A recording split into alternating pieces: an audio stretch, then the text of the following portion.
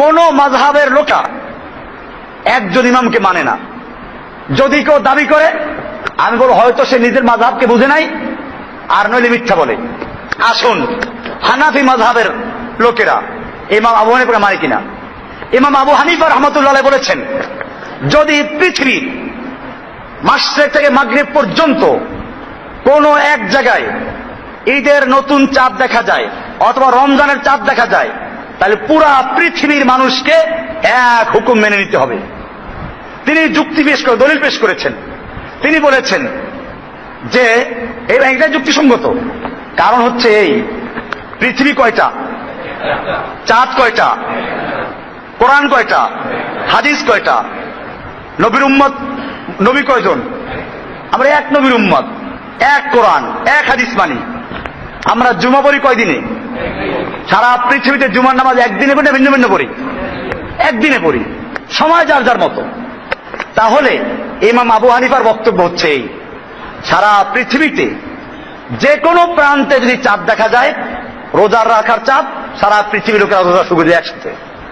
আবার সারা পৃথিবীর কোন এক প্রান্তে যদি ঈদের চাঁদ দেখা যায়, তো ঈদ হয়ে যাবে। এটাই আবু হানিফার বক্তব্য। এবং তিনি আরো দলিল পেশ করেছেন যে লাইলাতুল কদরে কোরআন নাযিল হয়েছে।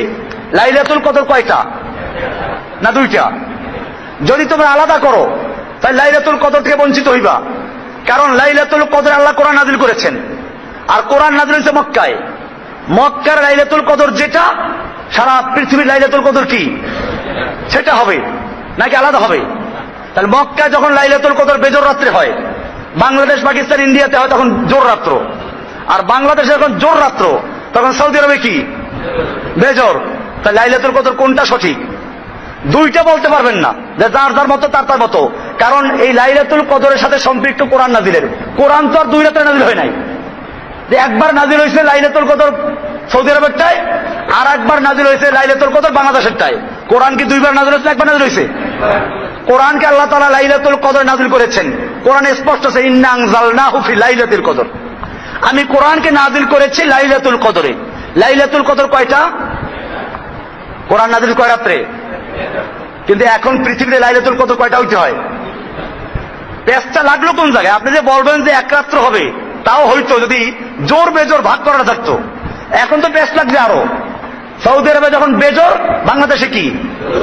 আর সৌদি আরবে যখন বেজোর, সৌদি আরব তখন বাংলাদেশে কি জোর। আপনি যে বলবেন এর মধ্যে যে রাত্রে হয় সে রাত্রে সারা দেশে এক, এটা বলা যাবে না। আর যদি বলেন যে না, লাইলাতুল কদর একটা, লাইলাতুল কদর কি সময় যার যার মতো, তাহলে আমরা বলবো যে জুমার দিন যেরকম জুমার নামাজ সারা বিশ্বে একদিনে পড়ি, সময়টা কার কার মতো? এখন আমরা জুমা পড়ে ফারেক হয়েছি, আরো 3 ঘন্টা পরে সৌদি আরবে কি হবে? এখন সৌদি আরবের লোকেরা জুমার নামাজ যাচ্ছে, যেহেতু 2:45 বাজতেছে, তার মানে 12:15। এখন হারাম শরীফের চতুর্দিকে পিঁপড়ার মতো লোকেরা জড়ো হচ্ছে। আরো আধা ঘন্টা পরে আজান হবে, আজান হয়ে তারপরে নামাজ পড়বে। তাহলে শুক্রবার একটাই ঠিক আছে। আমেরিকাতেও আজকে শুক্রবারই জুমা পড়বে, সময়টা যার যার মতো। ঠিক এরকম ভাবে লাইলাতুল কদর পুরা দুনিয়াতে কয়টা হবে? ঈদ কয়টা হবে? রোজা কয়টা হবে? একই সাথে হবে। এই কথা বললে আমার দেশে আলেমরা কি বলে? আমরা তো নামাজ তো এক সময় পড়ি না। আমাদের কথা খেয়াল রাখবেন, নামাজ তো আমরা এক সময় পড়ি না, রোজা কেন একসাথে রাখবো? আমি বলি তোমার কথা দুই কারণে ভুল। এক হচ্ছে নামাজ আমরা এক সময় পড়ি না, রোজাও তো তুমি এক সময় রাখো না, এটা বলো না কেন? বাংলাদেশে কি সারা বাংলাদেশের এক কোণায় আর কোণায় একসাথে রোজা রাখে? একসাথে রোজা ভাঙ্গে? টাইমে ব্যস্ত আছে না?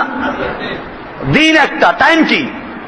তো তোমার দেশের মধ্যেই যখন টাইম ভিন্ন ভিন্ন হিসাব করতেছো, না এক টাইমে করো। ঢাকায় যখন আজান দেয় ইফতারির টাইম, সারা বাংলাদেশে তাই ইফতার করে তখন কেন করে? দেরি করে কি জন্য?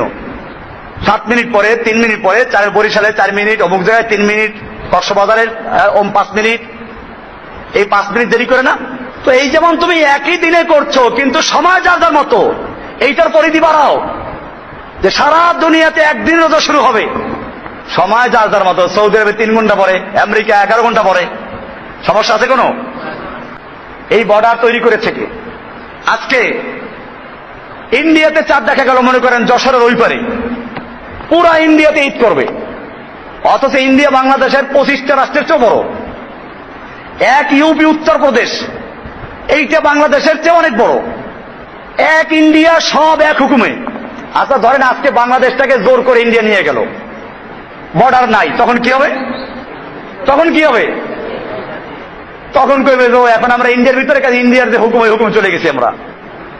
ইন্ডিয়ার বর্ডার, বাংলাদেশের বর্ডার, পাকিস্তানের বর্ডার, এইগুলো কি ইসলাম সাব্যস্ত করেছে? একটা লোক ইন্ডিয়ার ওই পারে চাঁদ দেখলো, সারা ইন্ডিয়া ঈদ করলো, আমরা এই পারে যশোরের ওইখান থেকে 1 মাইল দূরে এই পারে সেই লোকটা ঈদ করতে পারছে না। কি জন্য? কারণ বাংলাদেশে চাঁদ দেখা যায়। আর বাংলাদেশে যদি ওই যশোরের বর্ডারে কেউ চাঁদ দেখে, বাংলাদেশি বর্ডারে, তাহলে কক্সবাজার, চট্টগ্রাম, পার্বত্য অঞ্চলের লোকটা ঈদ করবে। কি জন্য? সে বাংলাদেশি। অথচ ওইখানের সাথে ওখানে পার্থক্য আছে না? তো ওরা যে আলাদা হুকুম করো, বাংলাদেশের ঢাকায় আলাদা হুকুম, চিটাগাঙ্গে আলাদা হুকুম, সিলেটে আলাদা হুকুম, প্রত্যেকে লাগলে চাঁদ দেখতে হবে।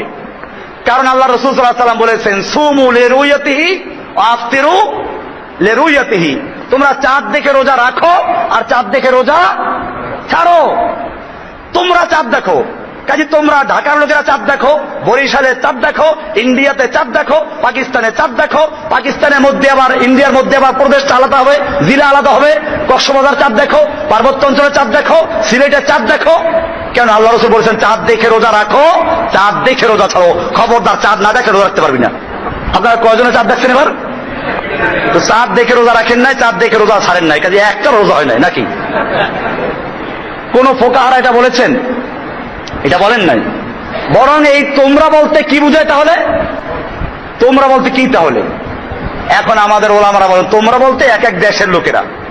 তাহলে এটা পাইলে কোথায়? তোমরা বলতে আল্লাহ রাসূল সাল্লাল্লাহু আলাইহি ওয়াসাল্লাম বলেছেন তোমরা চাঁদ দেখে রোজা রাখো, তোমরা চাঁদ দেখে রোজা রাখো। তার মানে গোটা মুসলিম উম্মার তোমরা বলতে কিছু লোকেরা যদি চাঁদ দেখে তার রোজা রাখা শুরু করে দাও।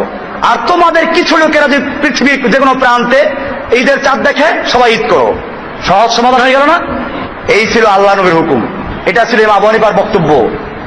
আমি বলছিলাম আবু হানিফার বক্তব্য এইটা, এবং এটাই যুক্তিসঙ্গত। এটা হলে মুসলিম উম্মার মধ্যে আর 3 দিন ঈদ করা লাগে না। মুসলিম উম্মা অনেকদিন বঞ্চিত হয় না। আজকে যখনই আমরা বলি যে সারা দুনিয়াতে রোজা হবে একদিনে, ঈদ হবে একদিনে, তখন লোকেরা বলে তাহলে নামাজ তো আমরা এক সময় পড়ি না। আমি উত্তর দিলাম কি, যে নামাজ যেমন তুমি এক সময় পড়ো না, তোমার দেশে বসেও কি তুমি রোজা এক সময় রাখো এক সময় ছাড়ো? সময় যার যার মতো।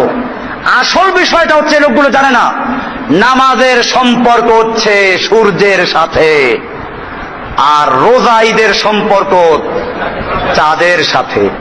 আরো স্পষ্ট, দিন এবং তারিখ নির্ধারণ হয় চাঁদের মাধ্যমে, সময় নির্ধারণ হয় সূর্যের মাধ্যমে। আসুন, নামাজ রোজার সময়টা সম্পর্ক কার সাথে? নামাজ এবং রোজার সময়ের সম্পর্ক হচ্ছে সূর্যের সাথে। কেমনে দলিল নেন? আল্লাহ রাসূল সাল্লাল্লাহু আলাইহি ওয়াসাল্লাম যখন নামাজ শিক্ষা দিলেন, ফজরের নামাজ কোন সময় হবে? সুবে সাদেক, মানে সূর্যের কিরণ যখন পৃথিবীর বুকে চলে আসে তখন থেকে শুরু হয়ে সূর্য ডুবার উদয়ের আগ পর্যন্ত ফজরের নামাজের সম্পর্ক কার সাথে? সূর্যের সাথে। জোহরের নামাজ কখন হবে? সূর্য যখন পশ্চিমবঙ্গে ঢলে পড়বে তখন থেকে শুরু করে সূর্যের আলো যখন 1 মেসাল চলে যাবে তখন। কার সাথে সম্পর্ক? আসরের নামাজ শুরু কখন হবে?